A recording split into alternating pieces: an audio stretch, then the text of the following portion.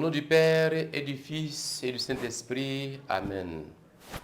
Esprit de Dieu, souffle de vie. Esprit de Dieu, souffle de feu. Esprit de Dieu, consolateur, tu nous sanctifies. Bien-aimés dans le Seigneur, en ce jeudi 14 octobre 2021, l'Église nous propose l'Évangile selon Saint Luc au chapitre 11, versets 47 à 54. Écoutons. En ce temps-là, Jésus disait, « Quel malheur pour vous, parce que vous bâtissez les tombeaux des prophètes, alors que vos pères les ont tués.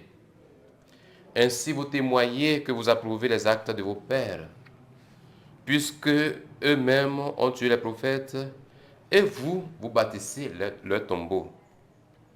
C'est pourquoi la sagesse de Dieu elle-même a dit, « Je leur enverrai des prophètes et des apôtres. Parmi eux, ils en tueront et en persécuteront. » Ainsi, cette génération devra rendre compte du sang de tous les prophètes qui a été versé depuis la fondation du monde, depuis le sang d'Abel jusqu'au sang de Zacharie qui a péri entre l'autel et le sanctuaire.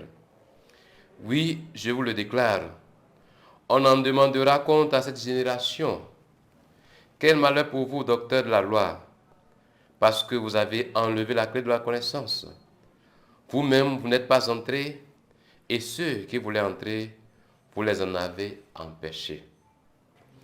Quand Jésus fut sorti de la maison, les scribes et les pharisiens commencèrent à s'acharner contre lui et à le harceler de questions.